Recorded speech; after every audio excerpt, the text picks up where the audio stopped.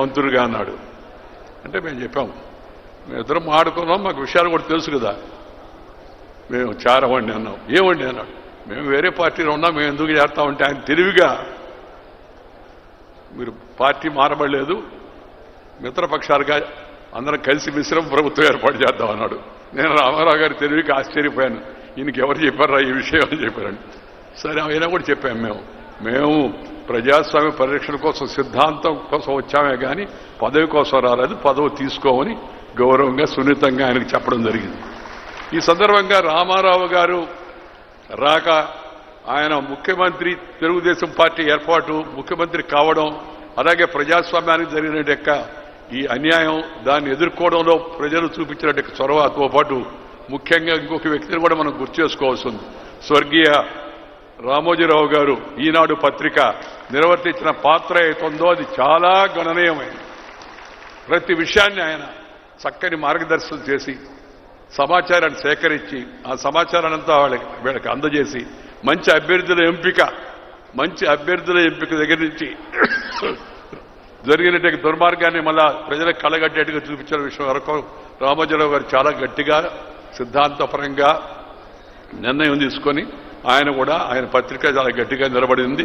అందువల్ల ఈ సందర్భంగా ఆయన కూడా మన మధ్య లేడు కాబట్టి ఆయన కూడా స్మరించుకోవాల్సిన ప్రజాస్వామ్య పరిరక్షణకు ఆయన చేసిన కృషిని కూడా మనందరం గుర్తు చేసుకోవాల్సిన అవసరం ఎంతో ఉందని ఈ సందర్భంగా మీ అందరికీ మనవి చేస్తున్నాను.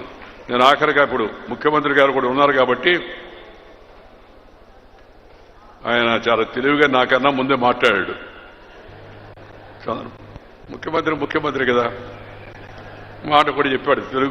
తెలుగు అధ్యయన కేంద్రం ఇక్కడ పెడితే రామారావు గారి విగ్రహం తప్పనిసరిగా నేను మన ఫోన్లో కూడా చెప్పాను, తెలుగు భాషకు ప్రాధాన్యత ఉండాలా. ప్రాచీన తెలుగు అధ్యయన కేంద్రం మైసూరులో ఉంటే నేను ఆ రోజు దాన్ని అక్కడి నుంచి తీసుకొచ్చి మైసూరులో ఉండవేంది తెలుగు అధ్యయన కేంద్రం అని ఆంధ్రప్రదేశ్లో ఉండాలని తాత్కాలికంగా ఎవరు ముందుకు రాలేదు కాబట్టి నెల్లూరులో మా అమ్మాయి స్వర్ణ భారత ట్రస్ట్లో భవనం ఇచ్చి దాన్ని తాత్కాలికంగా అక్కడ ఏర్పాటు చేశాం.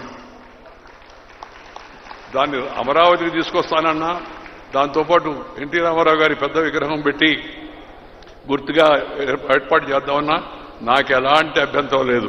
నేను కోరేది ఒకటే, రామారావు గారు మీద మాకు అభిమానానికి ఒకటి కాంగ్రెస్ వ్యతిరేకత, రెండు ఆయన భారతీయ సంస్కృతి పట్ల తెలుగు భాష పట్ల ఆయన చూపిన అభిమానం, ఆయన తెలుగు మాట్లాడే తీరు, దానికి ఇచ్చిన గౌరవం ఏతుందో దాన్ని దృష్టిలో పెట్టుకొని ఆంధ్రప్రదేశ్ ప్రభుత్వం కూడా పరిపాలన తెలుగులోనే ఉండాలి. ఎందుకంటే తెలుగు వాళ్ళకి కాబట్టి ఉత్తర్వులన్నీ తెలుగులోనే రావాలా. ఇంగ్లీష్ కావాలంటే ఒక కాపీ వేయండి వాళ్ళకి. వాళ్ళు ఏమంటారు, ఇంగ్లీష్లో ఉంటాయి, మీకు తెలుగులో కావాలంటే ఒక కాపీ వేస్తామని. మీ దయా దాక్షాలు మాకేం దయా, మేము తెలుగు వాళ్ళం, తెలుగు రాష్ట్రం, తెలుగులోనే పరిపాలన జరగాల్సిన అవసరం ఎంత ఉంది. తెలుగు రాని వాళ్ళు ఎవరైనా ఉంటే వాళ్ళకు ఒక కాపీ కావాలంటే ఇంగ్లీష్లో వేయొచ్చు. అంత ఇంగ్లీష్ నాకు తెలిసి ఆంగ్లేయులు ఎవరు ఆంధ్రప్రదేశ్లో లేరు, తెలుగు వాళ్ళే ఉన్నారు అందరూ. అందుకని తెలుగు భాషలో పరిపాలన జరగాల ఒకటి. రెండోది ప్రాథమిక విద్య పై స్థాయి విద్య కాదు, అది తెలుగులోనే జరగాల.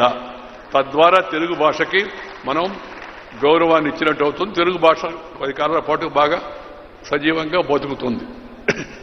ఈ పనిని కూడా రాష్ట్ర ప్రభుత్వం చేపట్టాలని, తెలుగు భాషకు ప్రోత్సాహాన్ని ఇవ్వాలని నేను ముఖ్యమంత్రి గారిని కోరుతున్నాను.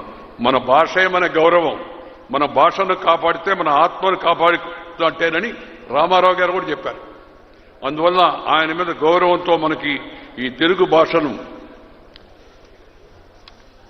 రాష్ట్రంలో మరింత వ్యాపకం చేయడం కోసం కూడా చర్యలు తీసుకుంటారని చెప్పి నేను ఆశిస్తున్నాను.